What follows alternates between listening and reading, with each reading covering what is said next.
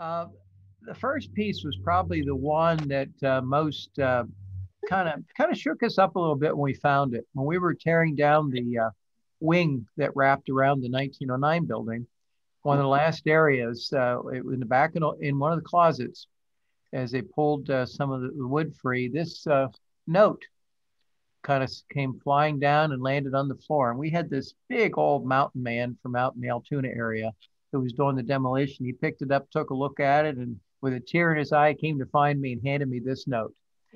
And to whomever finds this note, this was a good school, so don't tear it down so hard. Uh, I know everyone who attended the school will remember it until they die. Uh, Take care of our school. Yours dearly, someone who cared. And we really found that was kind of a reinforcing thing to know that there was with that much passion to it. And I think it's a girl's handwriting, and the paper, the original paper, looks like 1960s tablets. So if you wrote it, let me know. I'd like to thank you for the inspiration it gave us. Um, but as some of the things we found within the building as we were going in there. Well, first I should introduce who I am. As mentioned, we were developers and the owners at the Central Project. Actually, first and foremost, we come from the side of being architects. We do a lot of green design. I've been in over 30 years in a multitude of states. We're actually headquartered out of Harrisburg, multiple locations though. Hollidaysburg. We're now claiming Chambersburg because that seems to be where we spend most of our time. Stanton, Virginia, and Winston-Salem, which is actually where I'm coming to right now from this. About 8-9 years ago, we did spin off a group called McKissick Properties. And one of the things we found is we couldn't find good clients all the time for some of these buildings. So we said, let's become our own client. And that's really the case of what we've done here at Central. Just a little bit of history, and I think probably 90% of you know this better than I know it. So I'm sure I'll flub some few things up. But, sure. Of course, the site that we're on was 1789. Was the first educational function. It was one of the properties that was in the Rose Rent Clutch, along with the courthouse and several of the churches. To the point that when the school district finally tried to sell the building off in 1985-86, they found they didn't have clear title. So they had to go to court and have it condemned and quiet the title to be able to transfer it to Glenn Dice. And it still at that point was due one rose. So we picked up on that, and that's where we used the term rose rent lofts comes from, because a lot of people look at me and go, why that? And that's exactly why. What's up on the screen is one of the old Sanborn maps, which is one of the history references we go to. They were insurance maps back for fire companies back in the day. And you see my cursor, Chris? Yep. One of the interesting things that defined it, and a lot of people know this and some don't, is that 3rd Street was actually the surface rail line through town. And you can see the iron bridge at the back here. That was actually what we have recently finished removing to create the access into our site. So a lot of history, and of course, a lot of other properties on the site, and we have a lot of history on a lot of those. One of the most interesting things was the little outhouse here.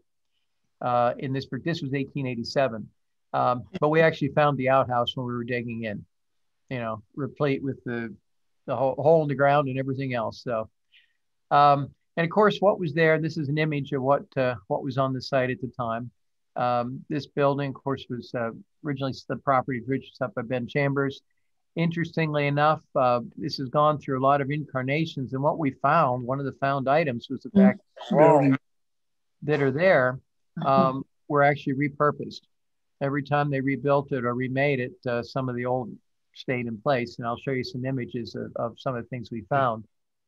But pay attention to this center zone here, because we actually found those window openings in our building from the inside. And of course, as the time went along, it was the Latin school for many years. There were 2 buildings on the site. One was actually where our parking lot is now. Was the second, I guess, was elementary at one point. And some of the old images. One of the interesting things, it has quite a history. Here's a found piece of history, which I had not realized until I was approached by the director of the National Civil War Museum, was that one of our early residents was Benjamin Carter, who was actually he was actually a major in the Confederate Army, who was wounded at Gettysburg and was evacuated and left at one of the farms south of Chambersburg at the time because of the severity of his wounds. He was there for about 2 weeks before he passed.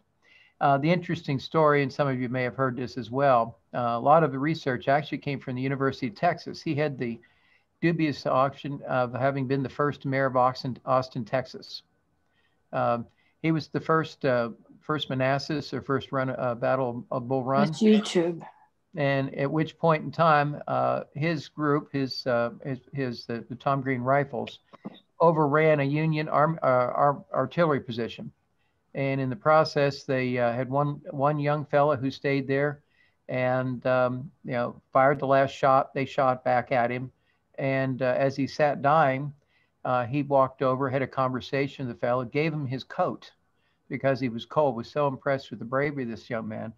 After he passed, he made sure that all of his possessions were packed up and mailed back to his parents in Chambersburg, Pennsylvania. Fast forward, this gentleman, Ben Carter, is there. He's slowly passing, becomes a little delirious. There was some trouble finding somebody in town to take care of him. A minister and his wife agreed to come out and take care of him at the Academy Hospital, which was how it was being used at that point in time, which is the oldest portion of what I'll show you, the stone areas. And come to find out, he told the story about meeting a young man from Chambersburg who he had sent, who very impressed with, and had made sure he sent things back to his parents. Long to find out, it was their child. It was their boy. Oh. Things turned around completely. The thing he has said to have, as he was close to the end, the one thing he said, he wanted a Christian burial, and there's quite a story in town about that. But he also hoped that somebody would be able to sing the Yellow Rose of Texas for him at his funeral. So interesting, again, the way this building has kind of circled back on itself.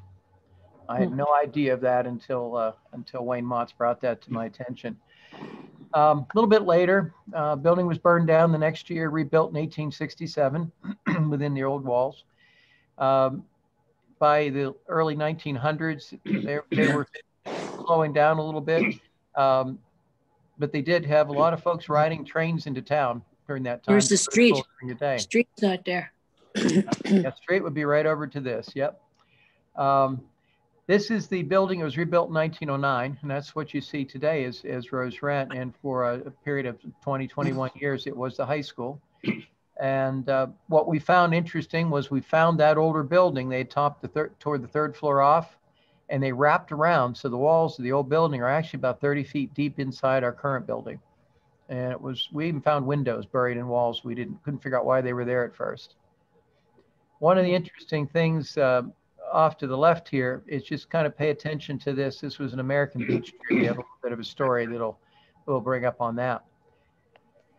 The building itself, I think everybody knows, the third floor was the auditorium. And you can see this was wide span, had a balcony, had 750 seats. Interestingly enough, these particular seats you see in these images are the ones that are sitting in the hallway right now. They were taken out of there and moved to the new building in 1930 to save money. And we knew they were different. We couldn't figure out why they had different bases, and then it clicked in with us. There were the seats in the balcony of the other buildings. So if you remember sitting up in the balcony, those are the seats. It was these seats. Yep. Main corridors in the building. There were a lot of changes in 1930. This is our second floor right now, which became several apartments, which had been the study hall. And this was actually downstairs where our Airbnb is right now. It was a mechanical shop with a drop screen between it. And not very long shot from where it is today. Now, 1929 comes up, and there was a need to increase. They'd gone to double sessions, as they did later in the late 40s, early 50s, as they did again later in the 70s before Faust was built. So this school is unique in that it has so many graduates. compared to any building of its particular size. The key thing you can see here is the new building coming up in front. This is the gymnasium end of the building. Our 1909 building rose rent, and as it's began to come together, coming to the corner of 3rd and Queen, looking back. Interesting thing, again, we talked about the trees that had been planted. That tree got much bigger from the earlier picture and the 1909 building had been built. In 1915, the students began the process every year of buying a tree and dedicating it. And in this particular time, they actually were planting, actually 1913, I'm sorry. They actually, on Arbor Day, planted yet another American beech. Unfortunately, both of these trees were lost in 1930 due to the construction of the new building that we're looking at on the left-hand side. But again, there's a reason I'm making a big deal out of a tree. I'll get to it later. And of course, as we move forward, 1930, it was the expansion of it to 1954. I love the old cars, and Route 31 still went both directions. One of the things you'll see, if you've been by the building, we have the new windows that went in. They were replicas of these, the old ones that deteriorated. And you will notice that the wrought iron work is now missing. We've taken that off and blasted it clean, and it'll be coming back as fully repainted in its original form. 1930 high school.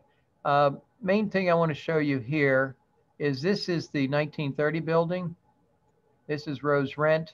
And you can begin to get a sense of how they wrapped around it and attempted to make it part of the 1930 building to the point that a lot of folks didn't even know it was still there. And that was one of the things as you come in our building, we were able to locate the original drawings. And again, you talk about stories, and I've told some of you these, so some of you have heard it. But I was a partner in an architectural firm in Harrisburg. We had purchased an older firm, Laurie and Green. They were the original architects of the 1930 building and the newer additions at Central. This is the guy that has the building. And what happened in that particular case is they were emptying out the storage in Harrisburg, throwing out drawings and renderings and so on and so forth. I had come to town and I saw all of this, and I grabbed a lot of it and returned it to places it needed to be. I didn't know much about Central, so I took a lot of these over and dropped them off at the State Museum to the archives. Fast forward 20 years, almost 20 years, 22 years. We were doing historic research in the building. The people at the archives said, hey, you know, there was a young guy in here at one point in time, dropped off a lot of drawings. And I think one of them said Central. I didn't even realize we'd even touched them. Turns out they returned them to me because they'd never accessioned them into their collection. And it was the actual drawings we've used for the entire project. So I took them, unbeknownst, dropped them at the state archives and brought them back for myself. Again, the building's reaching out to kind of bring its people back in. Again, the 1950s and 60s era construction, many of you would know it this way. This was what is now our parking lot. This was the cafeteria and the kitchen beyond, the building before, the building after. As we look here, so we did a lot of modifications. So 1954, 1986, it became Chambersburg Junior High School, over 30 years. Many of you graduated from there, I do understand. In fact, we have a graduate of there who was one of our first folks, Tom Kreider, who insisted on getting one suite. I didn't know why he was so interested in Unit 302 and 302 and 3. It turns out it was his 7th grade homeroom. Yeah. So if I'd have known that, I'd doubled the rent. He was Stouffer's cowboy. So in 1985, 86 to 2015, the building had been sold and it became essentially a warehouse. There were some limited attempts to making some uses of it. These are the kinds of things we found, hundreds and thousands of gallons of paints and chemicals and things. You know, we took ownership in 2015, and this is as the site appeared. And of course, this is how it looks today. So I'll give you a little bit of a sense of what has happened at the site.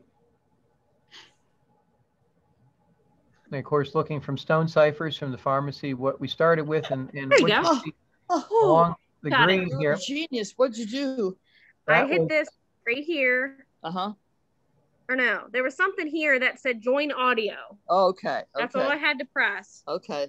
And then your volume buttons are here. Yeah, I know where they are. Okay. Whew, we got Thanks, honey. You're welcome. Well, now, where are you? You guys may want, Joanne, you may want to try and mute over there. I think your microphone's live. Oh. Uh-oh. All righty, thanks, guys.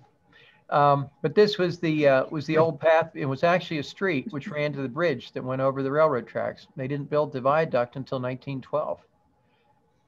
So again, the north facade, after we removed all of that to expose the lower auditorium or the lower gymnasium, northwest corner in 2015, and what we have today, we took down about 42,000 square feet of the building. It was a careful peeling away almost archaeologically to expose the old facade that had been buried, which is what you see here with the brownstone.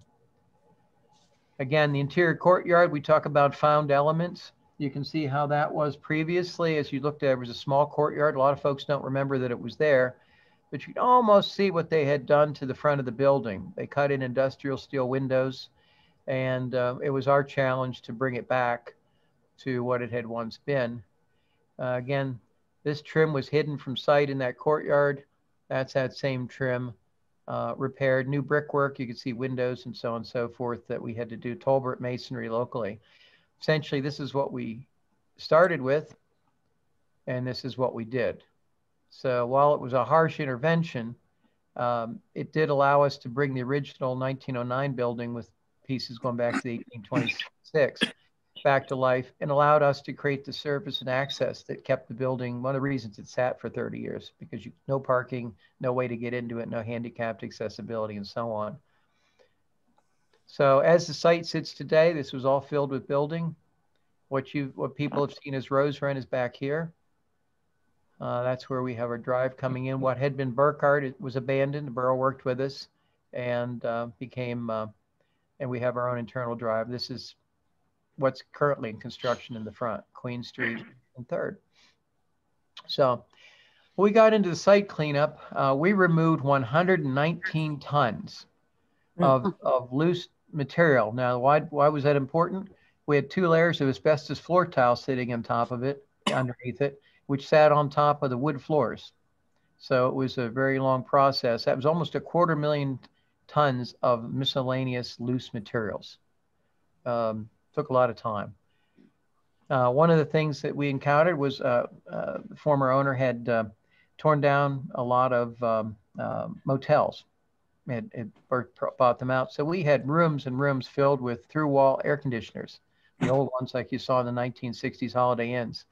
We were fortunate at the Votech School. One of the things they did with their HVAC program is train the students to take the old refrigerant out of line. So they agreed that we dropped them off down there. They used them as a training. Then they salvaged them and used the money from the sale of the materials to pay for program projects. So we were able to get that back into volition.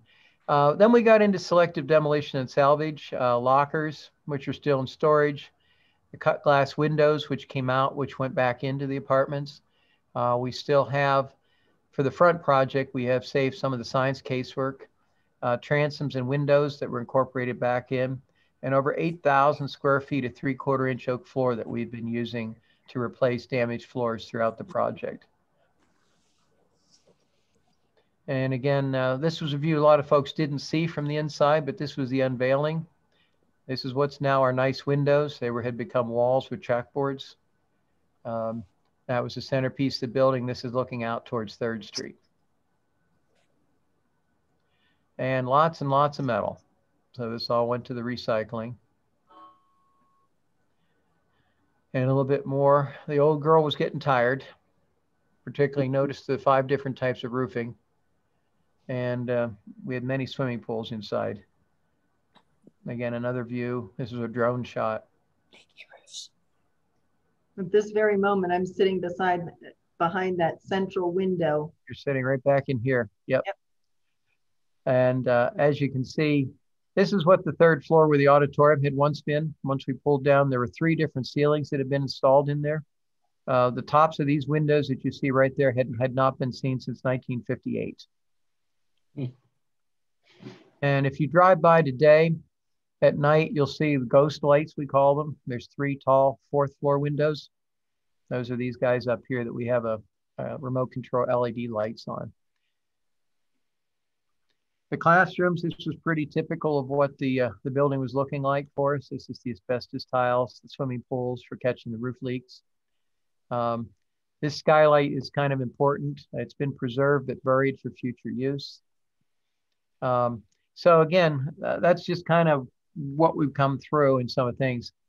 But as we get into some of the shared pieces, of course, June 24th, 1910 is really when the history of this building starts. It went into construction. That's a new high school building. And one of the things I was just showing you was the skylight. We actually have sealed it and maintained it in place at the high roof when we replaced all the roofing and rebuilt the structures so that it could be opened up again into a unit. Not yet done.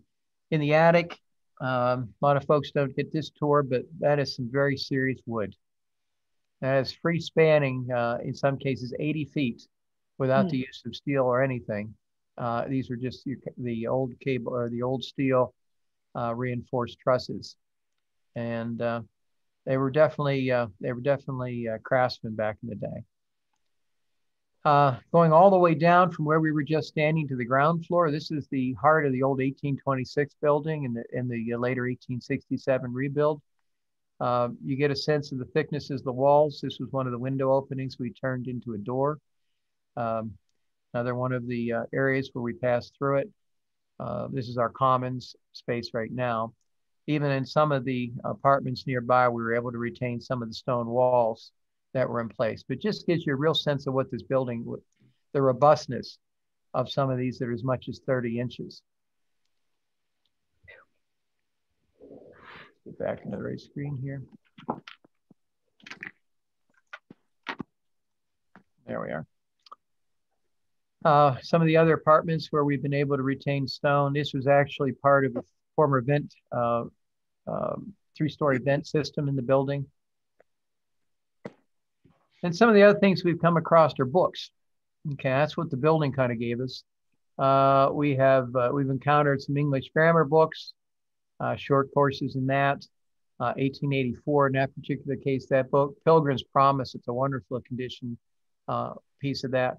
1866, the one I particularly liked was Mistakes in Teaching. So, and when you actually read it, a lot of it still makes sense today.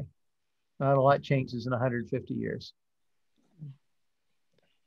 This was an interesting one. This was every year the legislature required the state school superintendent for the common schools of Pennsylvania to publish a report. This was the book. This happened to be 1866. As you come through, it talks about the Constitution and decisions of the superintendent. But very interestingly, there's a wonderful write-up on Franklin County and the status of schools within Franklin County at the time. Moving to our building, one of the other things that we found was a lot of history. Particularly, we found the brownstone, which had been buried over in the building. Recently, I had an opportunity to recondition it and replace it back into our building. This was the 1909 school board administrators and superintendents of the community. It weighed something over 800 pounds. It was quite the project. It had been broken over the years, and we were able to repair it. But the original architect, Miller Cast, he's from Harrisburg, and very well known in establishing the architectural profession on a national basis, setting up the AIA and things of that nature. But a lot of buildings in Dickinson College, some of which still stand there, and really kind of an interesting guy. So an interesting figure, which kind of gets me going, is the cost of the 1909 building was $60,000. This was the bond statement at the time. You still recognize C.A. Susurrod, I guess, was $60,000 to be able to pay off that building. You'll notice it gets a little more expensive each time we do an addition. One of the other finds in the building was this had been placed under 4 inches under a new raised floor system. This was the original lobby floor in a 1909 building. And as you can see, this was it was a terrazzo and a caustic tile. As you can see, the piece that was removed, we had hoped to save it and restore it, but what we actually found is it had been damaged over the years. That this was not salvageable. But as you look at the building, you may begin to notice some of the colors we've used in our color palettes, outside and inside. It comes directly from the floor in the material that was here. This is one of my favorites. This was found in one of the closets. This is a 1913, January 11, 1913 write-up about electric's part in the automobile and predicting the immediate decline of gasoline-powered vehicles because they're dirty and dangerous. Not much happens in 110 years, does it? But that is definitely the future car. And they do look a little bit like this today. So another one, which this is the wrapper, had never been opened. And this is from December 6, 1913. This was a daily mailing from the U.S. Weather Service. And it was the weather forecast and report for what was up and coming. And this is actually the weather forecast then for that day, Saturday the 6th. And if you look at that, Pittsburgh, Philadelphia, Chambersburg would be about right here. So it looks like it was about 44 degrees, according to the weather forecast. This is about a 30 by 30 map that they published on a daily basis. Again, found sitting on one of the shelves.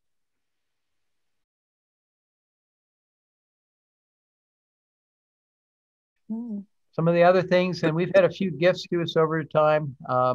1915, we had a young woman whose, I guess, great-grandmother was involved, and this was the program, class exercises, and what they had done. This was one of the postcards that was sent relative to her graduation from that point in time.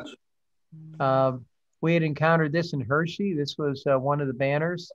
I think this was 1931, pennant. So that would have been the first year that the bigger building was built. And again, just kind of showing this all in action as it was being put together. In the 1930 building, some of this had been lost, some had been stolen by vandals and destroyed over the years, but wonderful original plaster of Paris cast from the auditorium, which we will be restoring and placing back in there. Solid brass hardware, a few of the pieces that they managed not to get their hands on over the years, which will find a place of honor. The fire drill sign showed up. I'm not sure why that survived that long, but if you're in the northeast exit, go out to 3rd Street and Lincoln Way East. Always wondered what happened when you pulled down on one of these fire alarms. You're never supposed to pull it, but it makes a buzzing sound till it dings. And of course, this was the fire alarm system, one of the fire bells.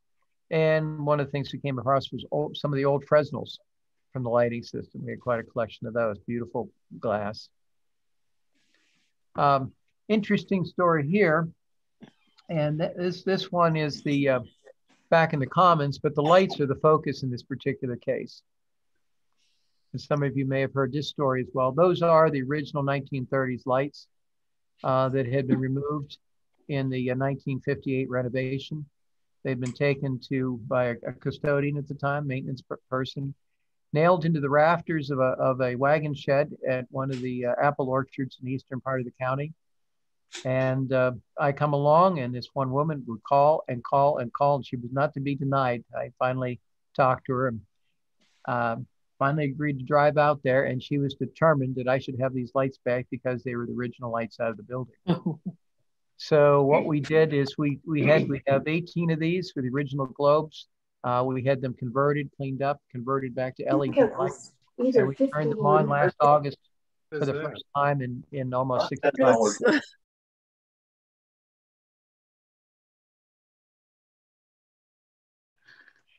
So, but as we go through, one of the things when the 1930 project was done, there was a lot talked about with this tree. Apparently over the years, from the 1860s onward, everyone had carved their initials in it. And the type of bark that this was very receiving of that kind of thing. And there were many calls from around the country. And they finally, when they took the tree down, they removed the bark and mailed it as far away as as Los Angeles and Cincinnati, Ohio, for people to have their original heart and whoever they were seeing at the time from that tree. Interesting piece we found, not much of it. This was January 1st, 1932, again on one of our shelves, but it basically was talking about that the business was looking for recovery courtesy of Germany in 1932 during the Great Depression. So the Germans were going to be the saviors of the whole session. And I guess in a weird way they were, but things you find. These were interesting. One of the things, because the building had been overbuilt on top of itself many times, there were 3 floors, each located, one about 2 feet high, one about a foot higher than that, another 4 inches higher.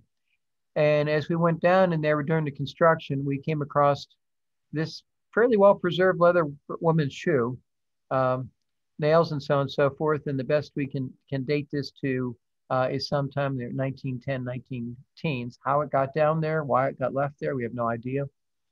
Likewise, this was a flapper's hat from the 20s. And New York, Philadelphia was where it was made. The dust you see on it was the dust that was sitting on it as it was sitting in between the floors. Apparently when they built, there was no way in there, other than it had to be there when they built it. Just waiting for us to find it. A tremendous collection of records dating from the 40s and 50s. And I think Ravel, Bolero, so on and so forth. Interesting thing, of course, the auditorium had a lot of history to itself. For some reason, awful lot of the senior class play in 1942. We came across a lot of the programs and placards for that. And of course, the sail out maps that were used for setting up the auditorium itself. So this was February 6th, 7th, 9th, and 10th of February 1942. 1945, interesting set of cards. I'm not even sure they're politically correct anymore, but I'll show them to you anyhow. These are about 4 by 5. We had a selection of what, probably 20 of those, Kristen? Yeah. Wonderful, wonderful period cartoons.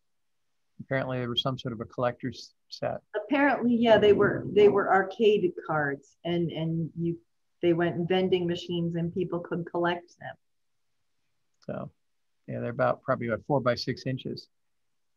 This one on the left, as we got into some of the science rooms, this was of course 1948 June Natural History issue on that.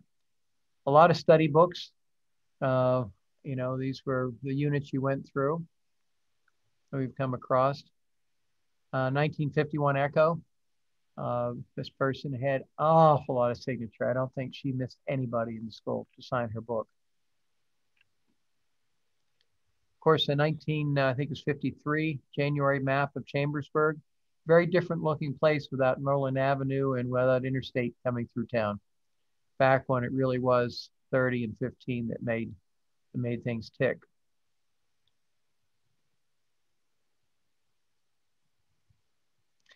Uh, 1952 diploma, and along with that, between our collections and 1 or 2 donations, the Pep Club pin, small stuffed animal, and a very small megaphone, much smaller version of the older one that we had encountered. And these were Deb Miller, I think, was who had donated these to us.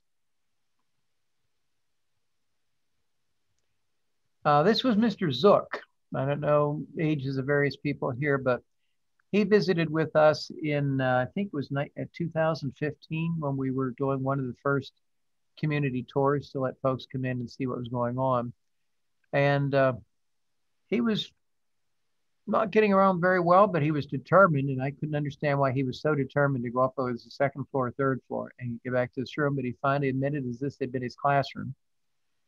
And he had actually opened the drawer and found a note that he had written to himself. So that was really quite amazing. Again, the building finding its own people.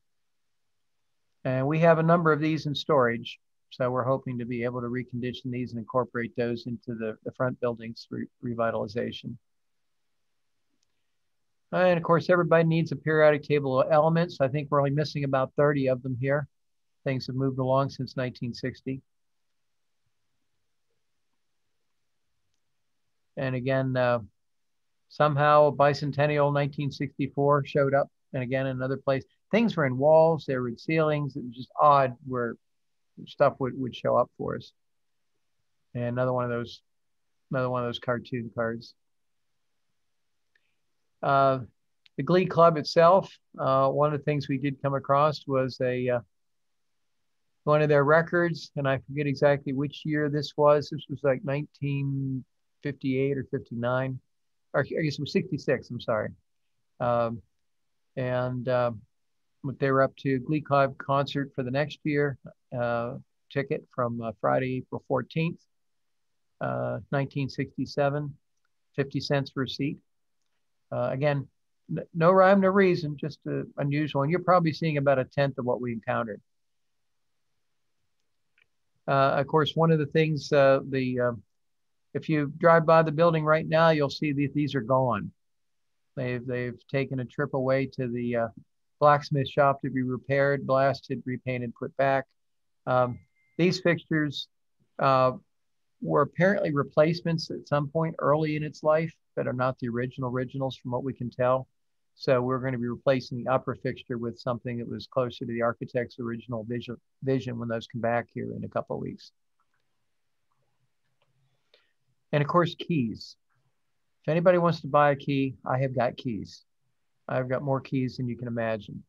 On the right-hand side, of course, the old time clock system made the bells and buzzers go, and the old-fashioned electronics, and then more keys. And of course, they had quite the system for keeping keys. So I actually do know where every key goes. How much of those spaces are still standing. As we move a little bit further on, again, the newer system, the older system, and then really the oldest PA system in the building, which is really what's missing is the plug-in cords, almost like the operator down at the telephone company would have used. Apparently, Star Spangled Banner was played in the morning, probably as part of morning announcements, I'm gathering. This was what we found tucked in 1976, tucked into the old record player that was attached to the PA system.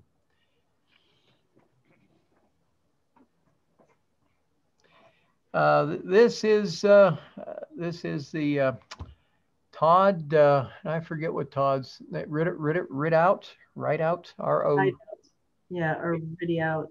Yeah. Yeah, he had some good days. C+ here on that study. A D here, wasn't going very well. Got an F on this one. So, but that and a lot of his homework was still in one of the lockers. I'm not sure how that came back to us, but here's the old story of the old mimeograph stuff. Back when you'd get those wet from the teacher and take a nice smell on them. They get you a little bit of a buzz. So that was 1982. So again, that seemed very recent to me, but it is 40 years ago, I guess. One of the other things we came across, this was the last menu from June 1st when the building was closed down. On June 1st, meat and potatoes, mashed potatoes, garden peas, orange juice, bread, butter, and milk. And somewhere we have the price list coming up. 1983 was the one of the other classrooms had their calendar still. And again, it was like walking into a time warp. These things had just been sitting there for, for decades. And there's the menu for lunch. I guess it was gummy bears for 35 cents, brownies 35, and hot dogs 60. So none of the things they were picked up where the school store was. Yep. Skittles. Yep. Nothing changes. Again, you may recognize some of these names. This was, I think, a 1882 listing of the various folks at the extensions across the school system. Tom Stauffer was principal at the time. Fred Schilling was the assistant. Mrs. Weiss, Mrs. Topper, Mrs. Hawk were the secretaries, and Mrs. Montgomery was the nurse. So I don't know if any of those names anybody remembers, but a homeroom list, 1983, 84. Like I say, what a strange collection of things. And I guess there were 1, 2, 3, 4, 5, 6, 7, 8, 9, 10 sections that year. And who we had in the room, what the alphabet, I guess it was all alphabetical for you in those days, who was in each class. So. And there's Mr. Zook. Yep. That is Mr. Zook right there, section 14. And of course, this is my favorite, one of my favorite chalkboards. We have quite the collection of chalkboards that had been written on at the time it closed, and a few that were a little bit newer than that. Goodbye Central 86. We have this saved to install back in the front building when we reopen that. Still some science work in that particular room. Someone else here, another set of homework that we had encountered. This one kind of surprised me, that was sitting in a drawer down in the boiler room. This was Bob Cormani, who was retiring as the custodian of the building when the building closed. And this was the school board's letter accepting his resignation or retirement in June of 86.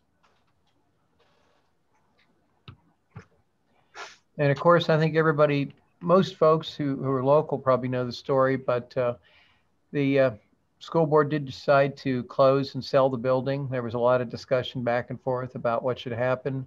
2 bids were received, and ultimately it sold for, at that point, $130,000. And at that point in time, what was interesting in this one particular article, stop it, was they were predicting $4 million to complete the renovations, to rebuild the building, bring it back to life. I tell you, we may have spent a few dollars more than that 30 years later.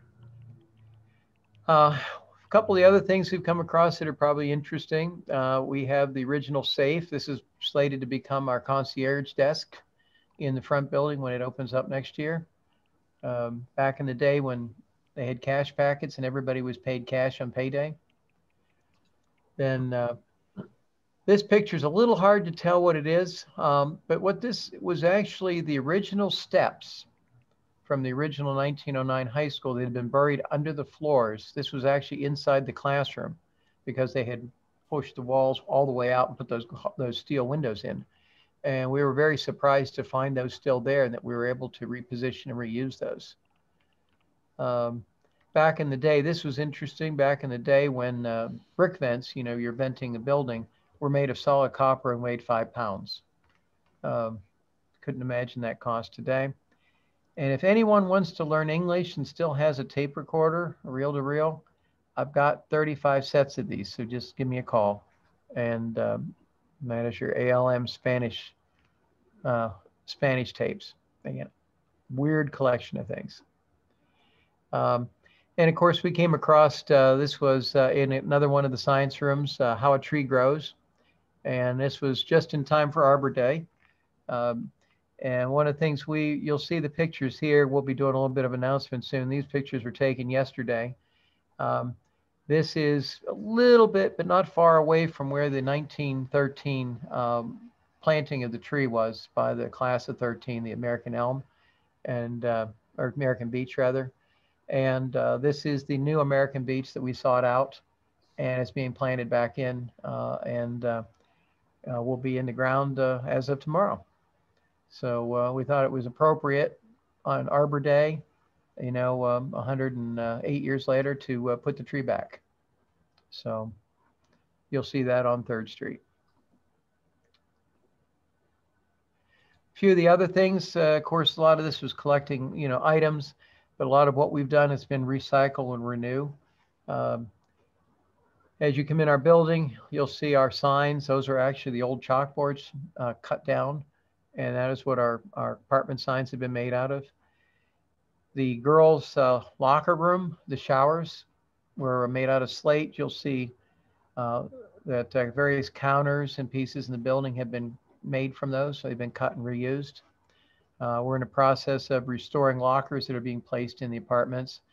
And these are actually a series of settees that we've done. And I think you may actually have a pair of these that are going to be part of an upcoming display down at the Historical Society. But these are those from the original 1909 auditorium. And of course, we mentioned transom windows. They've been integrated. These were over the windows into the doors into the hallways. You open them, let air move through. So we've repurposed those into the new construction in rows. So a little bit old, a little bit new. These particular wood floors, again, these are what we had removed all that material from: 2 layers of asbestos floor tile and the plywood Luan on top of them. Holy cow. In many of these cases, these had warped up 6 and 8 inches and humped. So once we took this material out, we put heat in the building for a period of about 12 months and slowly dried them out. And they, about 90% of them we were able to save. Wow. Back to life. And they look a little rough, but sometimes, you know, people go bang stuff to make it look distressed. We got real distressed. We didn't need any help getting distressed wood floors, but they've given it a charm. And again, it's material that's there is the greenest there ever could be, you know, reused. The cabinets, this is in the front vestibule. This will be part of our display as when the building opens in the front building. What was interesting about that is this was donated in 1940 by the students, and this was John Brown and Claude Sharp standing in front of it, who actually built the case. So, you know, a song out for those gentlemen all of 80 years ago. The case is still there, and you'll be seeing that next year when we open up our the front of our building. So just again, I wanted to try and stay to about an hour with some things here. Just a little bit of 2017, 2020 again, since we haven't been able to give anyone a chance to really get in the building. Again, I mentioned before the inspiration behind the name of the building. Benjamin Chambers and the Rose Rent Loft Rent. The architect cast dabbled in a lot of what was current Nouveau design at the time, which at that point in time was really called the arts and crafts movement, or we've been into a little bit of Art Nouveau. And really a lot of his references went back to Charles Rene Mackintosh, a Scottish architect, and who with his wife did a lot of furniture and interesting logo designs. And as you can see, this was his early 1900s work, really informed our logo and our color selections and motifs. And of course, arts and crafts, you can begin to kind of see some of the elements here that made it into our building in that particular time. So that's where our inspiration came from. And again, what happened with the back was that before and after. Again, what we ended up doing, this is Rose, this is the other. As you come into the building again, this was the kitchen was here, cafeteria. The auxiliary gymnasium was in here. 3-story classroom wing was back here. Classroom wings that embedded in home ec was upstairs here. That small areaway, that little courtyard, and then the classrooms in the front that connected. One of the things they did that was a cheat when they built the building, they ran a veneer brick all the way up to here to make you think that it was part of the 1930 building. It was really the 1909 that was hidden behind. So when you look at the building, you say, why does it look so different? Well, it's showing what was hidden. And what's happened inside? This is the various apartments. We have 31 apartments in the building. This is the 3rd floor, apartment 309, which is ours. That skylight is concealed within the ceiling. The entire shaftway is still there. The ceiling above that area is about 30 feet higher to get to the high roof, but it's a nice deep shaft, and then we have glass at the upper, and then we have a lay light, they call it, that's down here. On the other end, you may see a little bit of activity behind our building right now. One of the things we didn't finish initially was the original gymnasium. I don't think you'd be old enough to remember that, but you would remember the industrial art shop and the wood shop. That was this area downstairs in the 1st floor. This is it when they were playing Waynesboro back in 1912. I think they won. But it definitely was a different idea of what a gymnasium should look like compared to a gymnasium for today. But these will be lofted, will be finished here in about 12 weeks. And of course, as you look at the plan, you can begin to see the original thick walls of the building that's buried inside. And these are those thick stone walls that we had as you come upstairs. At that point, when they built around the original building, this was a steel frame building, believe it or not. It had the gym below, study hall above, and the auditorium above. So that's one of the things that saved it, because it had such a robust structure and, of course, built on more rock than you can imagine. We drilled 28 test holes, and the only thing we managed to hit was the gas line to the post office, which the borough didn't know was there. But when we brought the backhoes in, we managed to find $160,000 of the rock that we missed. I couldn't have worked. I'd had to work to miss the rock. But found it. So one of the things to understand with the building, again, those of you may not appreciate, this is a cross section cut through the building, the back Rose Rent building. And this is that old gymnasium we were just looking at. Corridor was actually, that you walked through in those days, was actually built in 1930 out of the old cafeteria, and then the shop was placed down here. Study hall was originally in here, became classrooms by your era, but you can see this cross section of the balcony, the auditorium, the stage that was on the upper floor, and that huge light well that's saved above here. So 18 feet clear, 15 feet clear, 22 feet clear in the apartments on the upper level. And we took advantage of the space that was there. And this particular view is, I think we have the highest view in town, except for some of the church steeples. We look down on everybody if you want to climb to the very top. You don't realize how tall this place is. This is where we've hidden all our air compressors, or our cooling compressors. So that's Rose. So what's happening in the front a little bit? A lot of folks have been seeing activity lately in what we call phase 3. Phase 1 was taking down what we didn't need. Phase 2 was creating the apartments. And phase 3 is what we're calling the live and work component, which will be a mix of offices and 9 more residential units. And you'll very soon see we're having these remade. So all the dentiles will be coming back. The cast iron's this cast iron's been taken out, being rebuilt right now. The new doors are sitting inside, waiting to come back in place. They're identical duplicates of what was there before. The new lights are coming. But I mentioned what the costs had been. In 1909, they were spending $60,000. In 1930, it had jumped all the way up to $331,000. And by 2020, I can guarantee you we spent upward of Rose Rent Lofts itself a little over $7 million. So you get a real sense of how prices have moved over the years. And again, this is how it looked and what happens with the front. And you can see how much was removed. What's coming with this building? We'll start from the corner. The old stage is being retained and we'll be reopening as what we're calling Act 3 on 3rd. As it's a small cafe, and it'll be a tapas wine bar in the evenings, but do breakfast and lunch. It's about 40 to 45 seats and a deck out at the street. But it will have the theme of the old stage, curtains, lighting, so on and so forth. We'll be projecting and doing different movies, themes within that space every several months. So maybe Casablanca at one point, and another point in time, it may come back as Sound of Music. So it'll be a place to revisit. Adjacent to that, the main body of the auditorium itself, the main component of that is staying wide open and tall. Balconies are becoming offices. Some of the other areas of the building becoming offices, looking into it. But that'll be a group shared zone with conference rooms, breakout space, and moving on.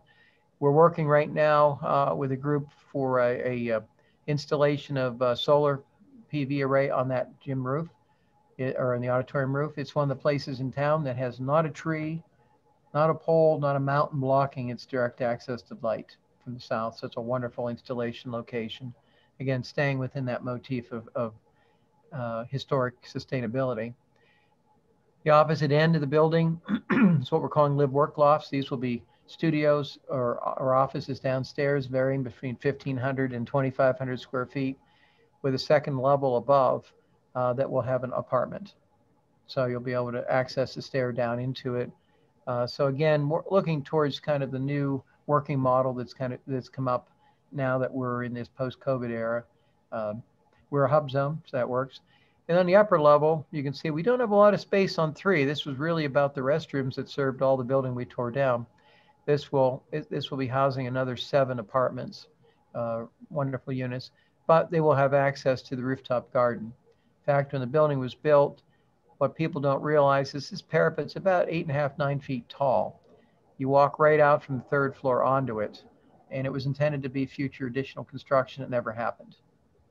So we will be turning that into our green roof and our access patio, which will be shared by the residents of Rose Rent and the folks that are in here. So we have no green land other than the few roses we were able to get on the bank.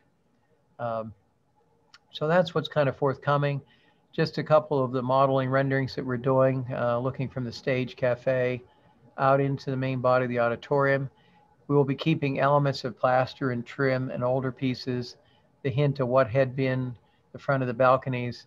But unfortunately, we had done many studies, and there just wasn't a need for an auditorium.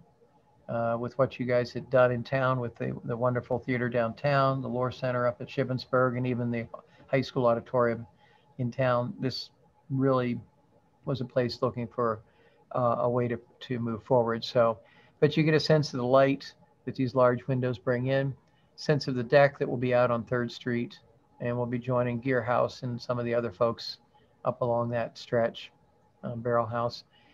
Again, coming into the main body of the space, you can see some of the balcony fronts, the big windows, and some of the conference rooms that'll be available for use by our various office uses.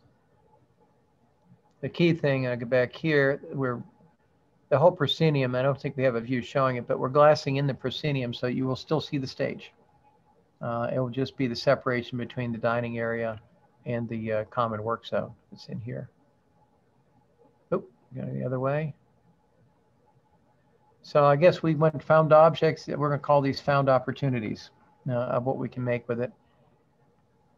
And again, some of the live workspaces we were talking about on the opposite component, offices, apartment above. And but we're still looking, for items for our collections. We have several display cases that we've set up at the Commons at Rose Rent, but they're utterly insufficient to hold all of the items that we have available to us. So, so we're looking out for a paddle made by a former shop teacher. A few pieces of jewelry. There's I think a ring that is dropped in one of the girls' rooms shower drains, and we know exactly which one it's supposed to be. So when we start the project, we have promised we will open up that drain and look for that ring for the young lady who's maybe a little bit older now than she was at the time. But we haven't found them, but we're still looking. So so that's just a quick overview. I'm going to take about an hour, and I think I'm close for everybody. I could go 2 or 3 because there's a lot of goodies. And hopefully when COVID's over and we do have an opportunity to do more of an open house, we can share some of the other things with folks. And again, all of this, Joan Bowen, who's been a tremendous asset to us, helping us. It's been a font of information. Oh my gosh. And we got a package from her yesterday, which was a DVD set, which is the Rhythm. I think it was the Rhythm Kids. Yep, the group. Rhythm Kids. And for us, it was interesting because our kitchen of where we're living at Rose Rent is the stage of the old music room. And we have pictures of them in full decor standing on that stage as a group, in 1953 in that particular case. But I guess we have the musical recordings from 1938 now to 1963 or 64. So I hadn't had a chance to listen to them yet. But just kind of neat to be around history, be part of, taking a building and being able to pass it forward into the future, which is what we're doing. We're 195 years old this year, if you go to the oldest components of our building. And so we'll probably do a big deal here in another 5 years. But so I do thank everybody, and I'd be glad to take questions.